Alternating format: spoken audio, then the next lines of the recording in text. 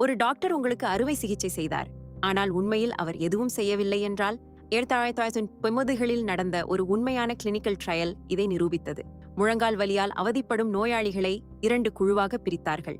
ஒரு குழுவுக்கு உண்மையான அறுவை சிகிச்சை செய்தார்கள், மற்றொரு குழுவுக்கு தோலை மட்டும் கீறி சிறிது நேரம் காத்திருந்து மீண்டும் தைத்து விட்டார்கள். வேறு எதுவும் செய்யவில்லை. முடிவு என்ன தெரியுமா? 2 குழுவினரும் சரியாக குணமடைந்தார்கள். வலி குறைந்தது, நடக்க ஆரம்பித்தார்கள். வித்தியாசமே இல்லை.